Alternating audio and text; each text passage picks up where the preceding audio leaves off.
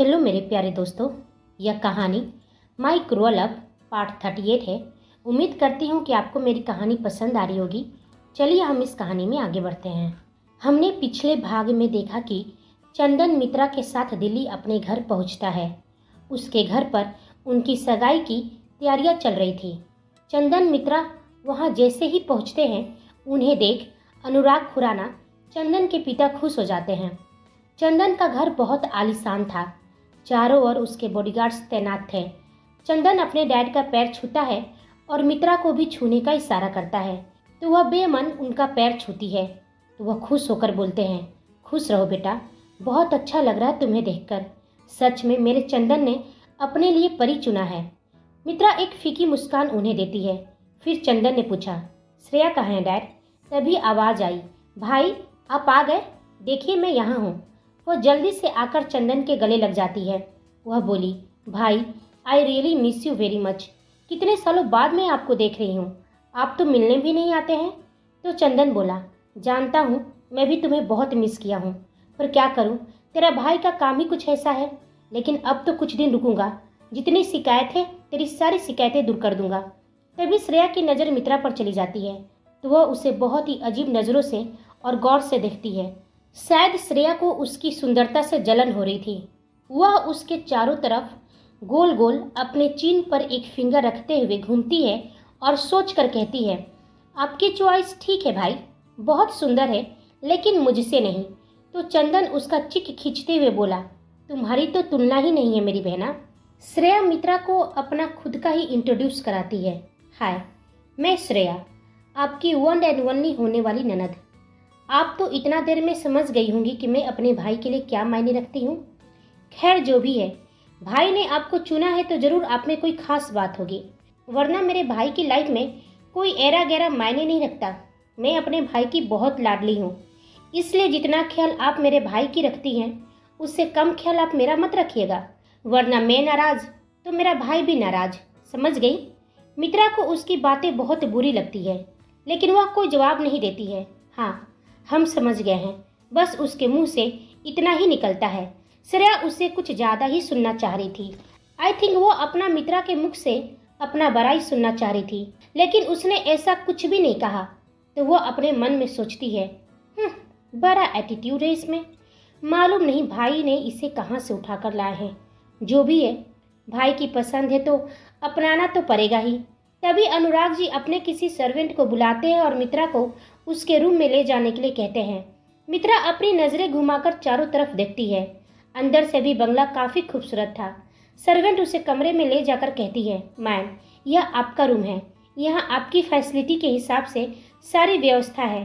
फिर भी आपको कुछ चाहिए तो आप इंटरकॉम का इस्तेमाल कर हमें बुला लीजिएगा।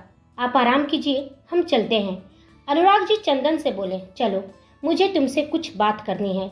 वह दोनों स्टडी रूम में चले गए। चंदन ने कहा, बताइए डैड, क्या ज़रूरी बात है जो आपको मुझसे अकेले में करना था? अनुराग जी बोले, देखो बेटा, तुम अब तक जो भी करते आए हो मैंने उसमें कभी दखल अंदाजी नहीं की, क्योंकि तुम मेरा कभी सुने ही नहीं। लेकिन आज ज़रूर कहूँगा कि अब सब कुछ बंद करो। तुमने सब कुछ हासिल कर लिया है, अभी अपना इलीगल काम करना बंद करो। यहाँ की सरकार इस मामले में काफ़ी एक्टिव हो गई है। यदि कहीं से भी गलती से भी तुम्हारा नाम उछला तो फिर से सब कुछ बर्बाद हो जाएगा। चंदन के चेहरे पर मिस्टीरियस स्माइल थी और वह बोला, डोंट वरी डैड, मैं चंदन खुराना हूँ। इतने सालों से मैं इसी देश में रहकर अपना धंधा चला रहा हूँ, लेकिन सरकार न तब मेरा कुछ कर पाई थी और न अब मेरा कुछ कर पाएगी। मेरी लाइफ का सबसे बड़ा कांटा वह रुद्र था, जिसकी वजह से मेरा धंधा चौपट हो रहा था, लेकिन अब वह भी जिंदा नहीं है। मुझे अब किसी से डरने की ज़रूरत नहीं है, बेफिक्र रहिए। फिलहाल मैं चलता हूँ, मुझे किसी से मिलने जाना है। लेकिन अनुराग खुराना के चेहरे पर चिंता उभर जाती है और वो खुद से कहते हैं, बेटा इतना गुरूर करना ठीक नहीं है। तुम नहीं जानते हो कि तुम अपना पैर किस दलदल में फंसा चुके हो। बस मैं यही भगवान से प्रार्थना करता हूँ कि तुम्हें सद्बुद्धि दे और तुम यह गलत काम करना छोड़ दो। इधर मित्रा फ्रेश होकर अपने बेड पर आकर बैठ जाती है। वह बहुत उदास थी। उसके साथ क्या हो रहा है वह तो अब तक समझने की कोशिश कर रही थी। वो खुद से बोली, कितने बदकिस्मत हैं हम, जो भी हमारे करीब आता है वो हमें छोड़कर चला जाता है। माँ चली गई, बाबा चले गए, जिससे हमने बेपनाह मोहब्बत किए वो भी चले गए। हमारी सगाई हो रही है, ऐसी सगाई जिसमें हम खुश नहीं हैं, जिंदा लाश बनकर रह गए हैं।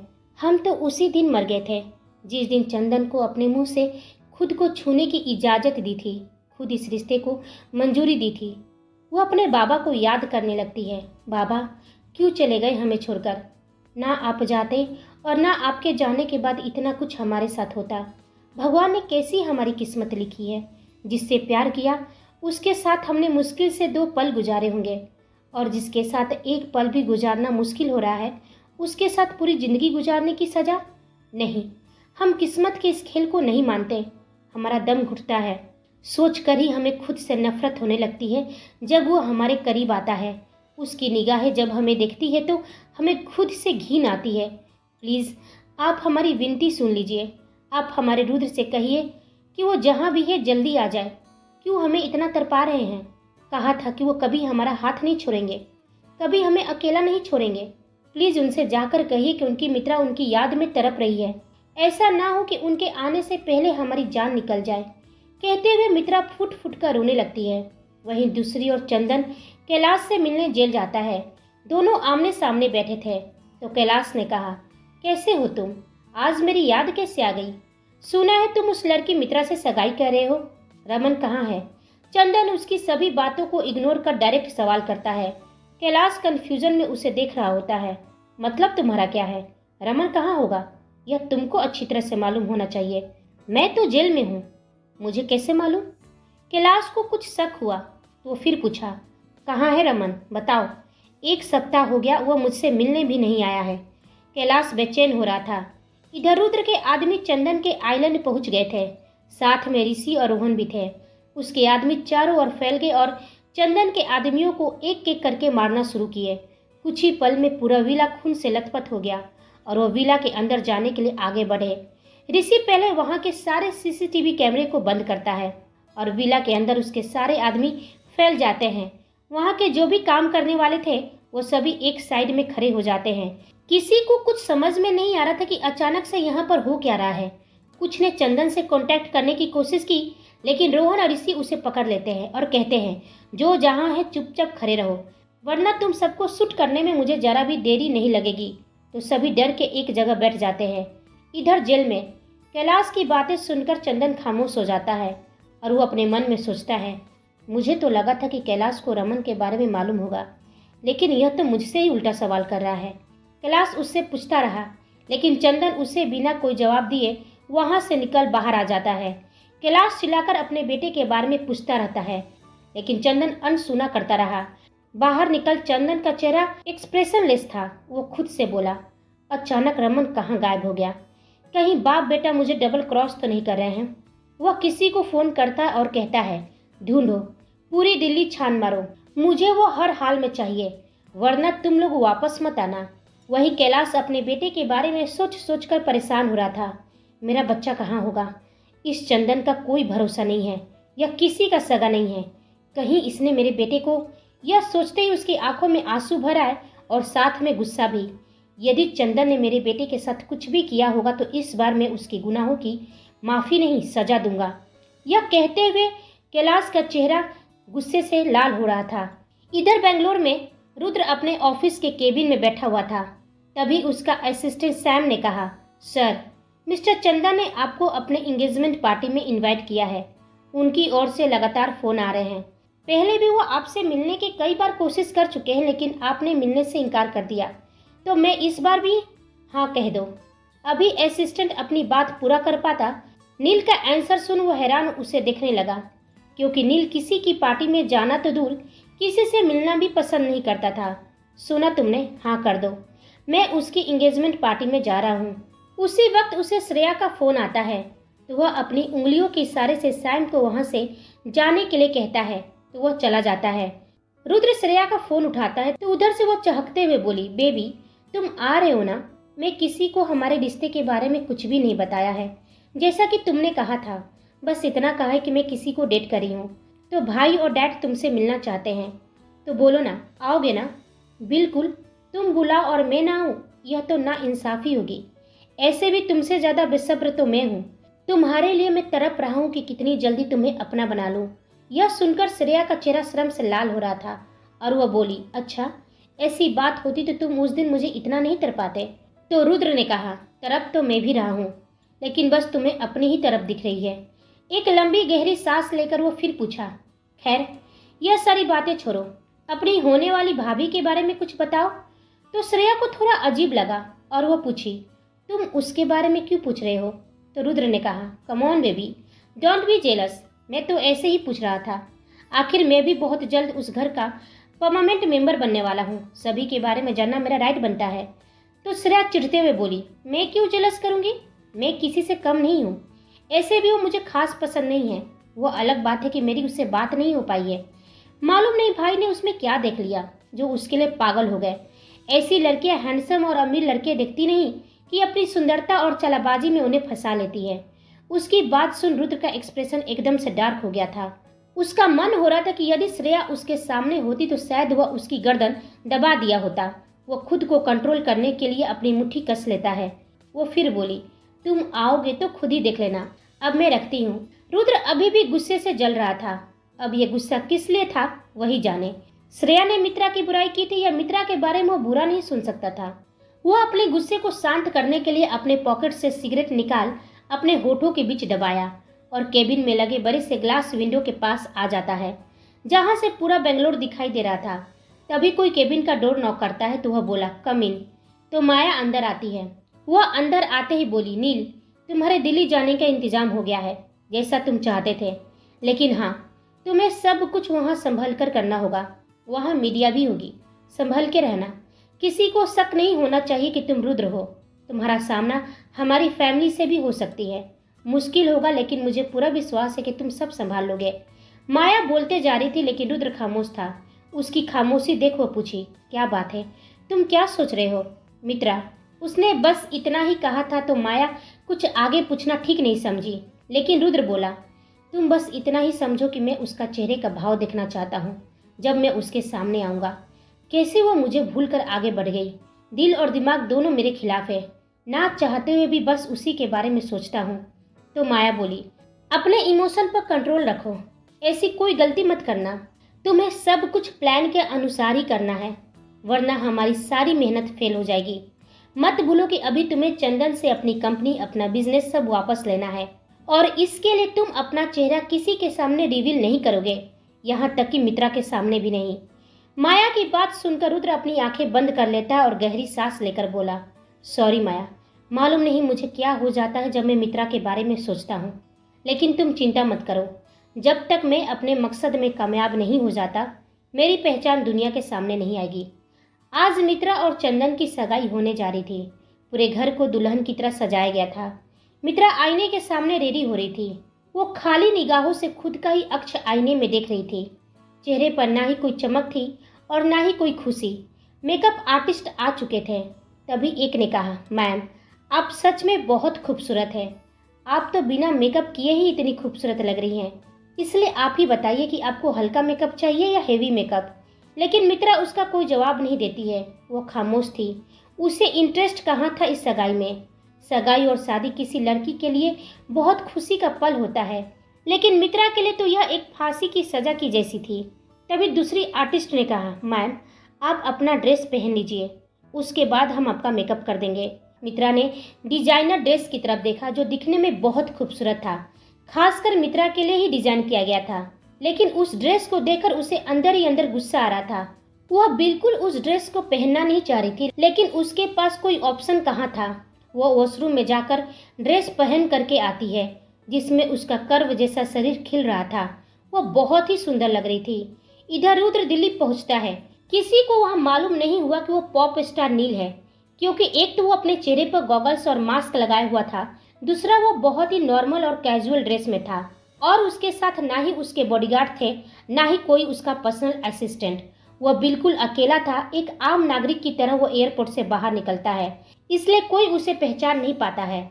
वह अपनी गाड़ी में बैठ निकल जाता है। वह पहले अपने घर की तरफ चला गया। वह कुछ ही दूर पर अपनी कार को रुकता है और आंखों में रेड गॉगल्स और चेहरे पर मास्क लगाए निकलता है। अपने घर को देखकर उसकी आंखें नम हो जाती है। वह धीरे धीरे मेन गेट के पास जाता है और वहीं से अंदर झांकने की कोशिश करता है। कितना कुछ बदल गया है इन 3 महीनों में। वहां लगा नेम प्लेट पर उसका हाथ चला गया, जिसे देख उसके चेहरे पर मुस्कान आ जाती है। वहां पर उसकी माँ का नाम था। रुद्र अपना यह घर अपनी माँ के नाम पर ही रखा था। वह चाहकर भी अंदर नहीं जा सकता था। वहां का पूरा माहौल ही बदल गया था। जहां इस मेंशन में पहले हरियाली और खुशहाली हुआ करती थी, आज वहां सन्नाटा पसरा हुआ था। उसके कदम आगे जाने के लिए बढ़े भी थे, तभी वो रुक गया और खुद से बोला, नहीं मिस्टर रुद्र प्रताप सिंह, तुम्हें खुद को अभी संभालना होगा। तुम्हें यहाँ से वापस जाना ही होगा। वो गहरी सांस लेकर खुद को रिलैक्स करता है और वापस जाने के लिए पलटा। तभी उसके कानों में आरव की आवाज़ पड़ी, जो भाग रहा था, और उसके पीछे देविका थी। यह नज़ारा देख रुद्र के कदम रुक गए, आंखें भर आई। अपनी भाभी का चेहरा देखा, जिनके चेहरे की चमक गायब थी। एक समय था जब वो डिजाइनर साड़ियाँ और सूट पहनती थी, लेकिन आज साधारण से कपड़े में थी। आरव रुको, कहाँ भाग रहे हो बेटा? देविका ने कहा तो आरव रुक गया और बोला, पहले आप मेरी बात क्यों नहीं मानती? मुझे अपने दोस्तों के साथ पार्टी करने क्यों नहीं जाने देती है? बस 5000 ही तो मांग रहा हूँ, आप ये भी देने से मना कर रही हैं। देविका ने कहा, बात पैसों की नहीं है बेटा, अभी तुम्हारी उम्र कितनी है कि पार्टी करने के लिए तुम्हें अलाउ कर दूं? वह बोला, मैं सब समझता हूँ, मैं अब 10 साल का हूँ। आप साफ साफ क्यों नहीं कहती हैं कि पैसे की वजह से आप मुझे बाहर जाने नहीं दे रही हैं? क्या डैड इतना भी नहीं कमाते कि मुझे 5000 दे सके? वो कहते हुए गुस्से से वहाँ से चला जाता है और देविका की आंखें नम हो गई। वो खुद से बोली, तुम क्या जानो बेटा, अभी हम किस हालात से गुजर रहे हैं। सब कुछ तो बर्बाद हो ही गया है और तुम यह बात समझने को तैयार नहीं हो। काश यहाँ आज रुद्र होता तो कुछ भी कहने की जरूरत ही नहीं पड़ती। तुम्हारे मुंह से निकलने से पहले ही तुम्हारी हर वह इच्छा पूरी कर देता, लेकिन उसके जाने के बाद हमसे हमारा सब कुछ छिन गया है। देविका के मुंह से ऐसी बातें सुनकर रुद्र के चेहरे की एक्सप्रेशन खराब हो गया था। उसकी आंखें गुस्से के साथ साथ नम हो गई थी। वो अपनी मुट्ठी कस लेता है और खुद से बोला, आज मेरा परिवार 5000 जैसी छोटी रकम के लिए इतना सोच रहा है और मैं चाहकर भी मदद नहीं कर सकता हूँ। फिर वो सोचकर, ऐसे कैसे? रुद्र प्रताप सिंह के लिए कोई भी काम नामुमकिन नहीं है। वह कुछ चाहे और ऐसा ना हो, ऐसा हो ही नहीं सकता। वो अपने असिस्टेंट सैम को फोन करता है और कहता है, अर्जुन ट्रैवल एजेंसी के थ्रू हमारे ऑफिस के 1000 एम्प्लॉयज के लिए 3 डेज गोवा वेकेशन का टूर बुक करो। यह सुनते ही सैम का चेहरा हैरानी से भर गया और बोला, बट सर, वो एजेंसी बहुत घाटे में है। उसके ऊपर आरोप है कि वो अपने ग्राहकों से पैसा लेकर फैसिलिटी के नाम पर कुछ नहीं देता है, और ऐसे में आप 1000 एम्प्लॉयज के लिए 3 डेज। वो अभी बोल ही रहा था कि रुद्र ने अपने कोल्ड आवाज में बोला, जितना कहा है उतना करो, सवाल नहीं, समझे? फोन कट कर देता है तो सैम ने खुद से कहा, यह बॉस को हो क्या गया है? अचानक से हम एम्प्लॉयज पर इतना मेहरबान कैसे हो गए? खैर मुझे क्या, मैं भी अपना नाम डाल देता हूँ, इसी बहाने गोवा तो फ्री में घुमाऊंगा। रमन ने अर्जुन के ट्रैवल एजेंसी पर गलत आरोप लगाकर उसे बर्बाद कर दिया था। अब कोई ही शायद उसके एजेंसी के थ्रू अपना टिकट बुक कराता हो। इधर अर्जुन अपने ऑफिस में था, उसके चेहरे पर चिंता झलक रही थी। तभी उसे नील के असिस्टेंट सैम का फोन आता है और रुद्र ने जैसा कहा था वह वैसा ही करता है तो अर्जुन की आंखों में खुशी के आंसू आ जाते हैं और वो कहता है, बिल्कुल सर, मैं अभी गोवा के लिए बुक करता हूँ। और वो भगवान से कहता है, थैंक गॉड, यह जो भी है बहुत ही नेक इंसान है। आज उसने मेरी अनजाने में ही सही मदद करके मुझ पर बहुत बड़ा एहसान किया है। Thank you. मित्रा का मेकअप हो रहा था, लेकिन उसके दिमाग में कुछ तो ऐसा चल रहा था जिसे मालूम करना असंभव था। उसके चेहरे का भाव बहुत ही सीरियस थे। उसके बालों को स्टाइलिस्ट ने बहुत ही खूबसूरती से स्टाइल किया था। उसके चेहरे पर मेकअप आर्टिस्ट ने अपना जादू चलाया था, जिसमें वो और भी खूबसूरत लग रही थी। लेकिन उसकी आंखें अभी भी खाली थी। उसके चेहरे पर कोई भाव नहीं थे। वह बस एक मॉडल की तरह खड़ी थी, जो अपने काम को पूरा करने के लिए रेडी थी। तभी एक आर्टिस्ट ने कहा, मैम, आपका मेकअप हो गया है, अब आप रेडी हैं। मित्रा ने बस हल्के में कड़वी मुस्कान के साथ कहा, धन्यवाद, और वह अपने आप में फिर से खो गई। चंदन भी रेडी होकर एंगेजमेंट हॉल में आ गया था। वह भी आज कुछ ज्यादा ही स्मार्ट लग रहा था। ग्रे कलर की 3 पीस सूट उसने पहन रखा था। कुछ उसके खास बिजनेस पार्टनर सगाई में मौजूद थे तो कुछ रिश्तेदार। मीडिया भी आई थी उन्हें कवर अप करने के लिए। वहीं श्रेया भी आज वेस्टो इंडियन ड्रेस कैरी की थी, जिसमें वो काफी हॉट के साथ साथ खूबसूरत भी लग रही थी। सभी हॉल में मौजूद थे, बस इंतजार था तो मित्रा का और श्रेया को नील का। नील का इंतजार तो चंदन को भी था। क्योंकि वो खुद आज उससे पहली बार मिलने वाला था। श्रेया बेसब्र होकर दरवाजे की तरफ देख रही थी और खुद में बड़बड़ाई, आए क्यों नहीं नील, और कितना इंतजार कराओगे, अब आ भी जाओ ना। तभी वहां पर मित्रा की एंट्री होती है, जो सीढ़ियों से नीचे उतरते हुए आ रही थी। सारी लाइटें उसके ऊपर चली गई। वो बहुत ही खूबसूरत लग रही थी, हाँ, लेकिन उसके चेहरे पर मायूसी भी झलक रही थी, जिसे कोई भी उसकी उदासी और मायूसी तो नोटिस नहीं कर पाया, लेकिन कोई था जो यह नोटिस कर लिया था। उसका दिल थम गया था मित्रा को देखकर। वह गुस्से से लाल भी हो रहा था। उसके दिल में बेतहासा दर्द भी था। मित्रा की भी धड़कन अचानक से बहुत तेज हो गई थी। उसे ऐसा फील हो रहा था जैसे कि उसका मिस्टर रुद्र उसके आसपास ही है। वो अपनी नजरें घुमाकर पूरे हॉल में देखती है और वह मन में बोली, हमारा दिल इतना जोरों से क्यों धड़क रहा है? क्यों हम वही फील करते हैं जब हमारे सामने मिस्टर रुद्र होते हैं? क्या वो यहाँ पर है? उसके मन में बहुत से उलझन थे जो उसके चेहरे के बदलते भाव को व्यक्त कर रहे थे। तभी चंदन उसके पास आकर अपने हाथ आगे बढ़ाया। मित्रा ना चाहते हुए भी अपना हाथ उसके हाथ में दे देती है। ऐसा करते देख उस शख्स की मुट्ठी कस गई थी। वह शख्स कोई और नहीं, हमारा रुद्र ही था, जो वहां बिना किसी पहचान के पार्टी में मौजूद था और किसी को उसके वहां होने का शक भी नहीं था, क्योंकि वो बहुत ही कैजुअल और नॉर्मल था। चंदन मित्रा को स्टेज पर लेकर आता है। मित्रा गाउन के साथ साथ उसके मैचिंग के अपने दोनों हाथ में ग्लव्स भी पहन रखी थी। रुद्र की जलती आंखें बस मित्रा पर ही थी। वह अपनी मुट्ठी किसी तरह कस के बंद किया हुआ था ताकि वह खुद को कंट्रोल कर सके। तभी पंडित जी ने दोनों को रिंग एक्सचेंज करने के लिए बोले। श्रेया ने कहा, मित्रा पहले ग्लव्स तो निकालो, तभी ना भाई आपको रिंग पहनाएंगे। चंदन के चेहरे पर मुस्कुराहट साफ थी, लेकिन मित्रा की आंखों में गुस्सा दिख रहा था और चेहरे पर मिस्टीरियस स्माइल थी। जब वो अपने लेफ्ट हैंड से ग्लव्स को निकालती है तो चंदन के साथ वहां पर सभी मौजूद की आंखें चौड़ी हो जाती है। सभी हैरानी से उसे देखने लगते हैं। रुद्र तो जैसे सुन्न हो जाता है, क्योंकि मित्रा ने अपना लेफ्ट हैंड की हथेली पूरी तरह से जला लिया था। पार्टी में आने से पहले जब मित्रा रेडी होकर सगाई एरिया में आने वाली थी, तभी उसने अपने साथ आ रही सर्वेंट से बोली, हमें कुछ काम है, आप लोग बाहर जाइए, हम थोड़ी देर में आते हैं। ऐसे किचन कहाँ है? तो सर्वेंट अनोइंग फेस के साथ बोली, मैम आपको अचानक किचन में क्या काम है? यदि आपको कुछ चाहिए तो हमें बता दीजिए। तो वह बोली, नहीं ऐसे कुछ खास काम नहीं है, जो है हम अकेले कर लेंगे, बस हमें बताइए कि किचन है कहाँ। सर्वेंट उससे ज़्यादा सवाल जवाब नहीं करती है, क्योंकि वो जानती थी कि वो चंदन की होने वाली वाइफ है और जैसे चंदन का ऑर्डर उससे मानना है, वैसे ही मित्रा का भी ऑर्डर मानना है। मित्रा को किचन का रास्ता दिखा देती है। वो किचन में चली जाती है। जो भी सर्वेंट वहां पर मौजूद थे सभी को बाहर जाने का ऑर्डर देती है। सभी के चले जाने के बाद वो गैस ऑन करती है और उस पर तावा चढ़ाती है। जब तवा पूरी तरह से गर्म हो जाता है तो वो अपने लेफ्ट हैंड की हथेली उस पर रख देती है। उसकी आंखों में रुद्र के लिए बेपनाह मोहब्बत और जुनून थी और उसके चेहरे पर स्माइल थी। वो खुद से बोली, तुम हमें अंगूठी कभी नहीं पहना पाओगे चंदन, हम सिर्फ रुद्र के हैं। मित्रा का चेहरा दर्द और गुस्से से लाल हो गया था। कोई भी उसे उस वक्त देख ले तो उससे डर जाए। जलन और दर्द उसके चेहरे से झलक रहा था, लेकिन उसके मुंह से आह की एक शब्द तक नहीं निकलती है। वो अपनी आंखें बंद कर लेती है और उसकी आंखों के सामने रुद्र का चेहरा दिखने लगता है, जिससे उसके चेहरे पर स्माइल आ जाती है, लेकिन आंखों से आंसू बहकर उसके गालों से गुजर रही होती है। प्रेजेंट टाइम में चंदन गुस्से से अपनी मुट्ठी भींच लेता है। उसकी आंखों में खून उतर आया था। उसका दिल कह रहा था कि वो जले हाथ के फिंगर में मित्रा को अंगूठी पहना दे, लेकिन वहां पर मीडिया थी जो उन्हें कैप्चर कर रही थी और वो चाह कर भी ऐसा नहीं कर सकता था। सभी के मन में सवाल थे, खासकर रुद्र के। जब उसकी नजर मित्रा के हथेली पर पड़ी तो उसका दिल कांप गया। उसका जलता हाथ देखकर उसके दिल में अजीब सा दर्द उठ गया था। आंखों में आंसू आ गए जो गॉगल्स के पीछे छुप गए थे। वह मन में बोला, तुमने अपना हाथ क्यों जला लिया? तुम्हें जब सगाई करनी ही थी तो यह सब क्या हो रहा है? तुम तो अपनी मर्जी से यह सगाई करने वाली थी, तो फिर यह सब क्या हो रहा है? खुद को इतनी तकलीफ कैसे दे सकती हो?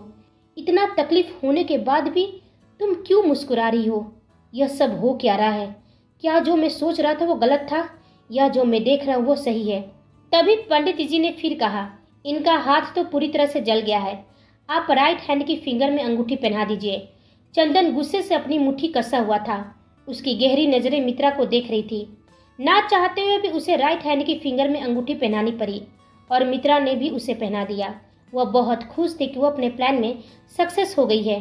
चंदन किसी तरह अपना गुस्सा कंट्रोल किए हुए था। मीडिया साथ में उन दोनों की तस्वीरें ले रही थी। चंदन अपने मन में बोला, बहुत खुश हो रही हो ना? हो लो, क्योंकि कुछ देर बाद तुम्हारे साथ जो होने वाला है वह तुमने सपने में भी नहीं सोचा होगा। तभी मित्रा की नजर रुद्र पर चली गई, जो बीच केंद्र में खड़ा उसे ही देख रहा था। मित्रा का दिल फिर से जोर जोर से धड़क रहा था, इतना जोर से कि जैसे कि उसका दिल सीने से उछलकर बाहर आ जाएगी। उसकी आंखें एक पल के लिए भी रुद्र से नहीं हट रही थी। उसका ना चाहते हुए भी उसका कदम उसकी तरफ बढ़ रहा था। यह अलग बात है कि रुद्र ने चेहरे पर मास्क और गॉगल्स पहन रखा था। क्या होगा कहानी में आगे? क्या मित्रा रुद्र को पहचान जाएगी? क्या रुद्र की गलतफहमी दूर हो जाएगी? क्या करने वाला था चंदन मित्रा के साथ, यह हम सब जानेंगे अगले भाग में। तब तक आप हमारे चैनल के साथ बने रहिए। लाइक शेयर कमेंट और सब्सक्राइब करना बिल्कुल ना भूलें। आप सभी को मेरी कहानी सुनने के लिए धन्यवाद।